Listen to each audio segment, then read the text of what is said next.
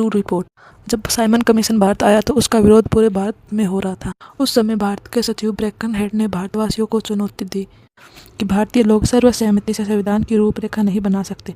अगर वो ऐसा कर पाते हैं तो हम उस रूपरेखा के अनुसार भारत में प्रशासनिक सुधार करें। इस चुनौती के जवाब में दिल्ली में अम्मे अंसारी के नेतृत्व में फरवरी मार्च 1928 में क्रमशः 2 सर्वदलीय बैठक आयोजित। इसमें 29 दलों ने भाग लिया, लेकिन इसका कोई परिणाम नहीं निकला। 19 मई 1928 को मुंबई में अम्मे अंसारी की अध्यक्षता में सर्वदलीय बैठक हुई।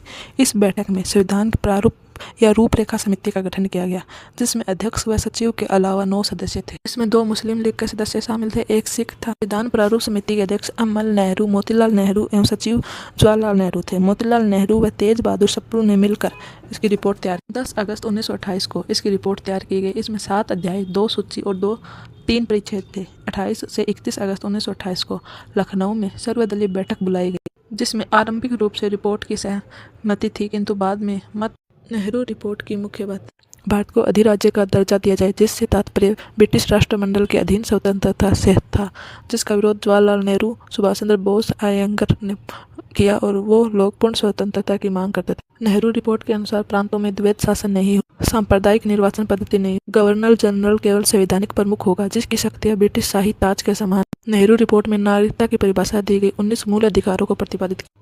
एक सर्वोच्च न्यायालय की स्थापना की जाए, जिसका अधिकार संसद द्वारा निर्धारित। नेहरू रिपोर्ट में सार्वभौमिक वैश्विक मताधिकार की बात, स्त्री व पुरुषों की समान अधिकार की बात की, भाषाई आधार पर प्रांतों के गठन की सिफारिश की गई, अवशिष्ट शक्तियां केंद्र के पास रखे जाए, ये बात नेहरू रिपोर्ट में की गई। नेहरू रिपोर्ट की प्रतिक्रिया।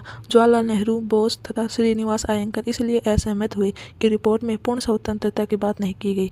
इन्होंने नाराज होकर इंडियन इंडिपेंडेंस लीग 1928 में इसकी स्थापना की, जिसका अध्यक्ष अयंगर को तथा बोस व नेहरू सचिव बने।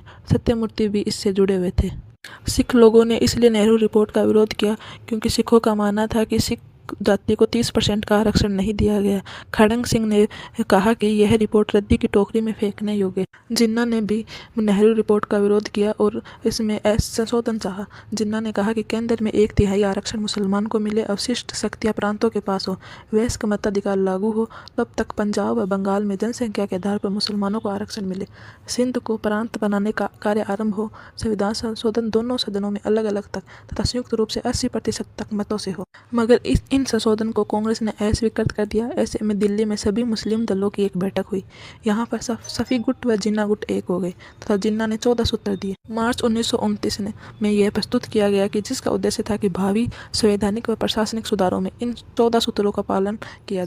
जिन्ना के 14 सूत्र प्रथम गोलमेज में रखे गए। जब 1932 में सांप्रदायिक पंचायत आया तो उसमें अधिकांश सूत्रों को शामिल कर लिया था। राजेंद्र प्रसाद इन सूत्रों का केवल इतना ही महत्व था कि इसकी अधिकांश शर्तें सांप्रदायिक पंचायत में शामिल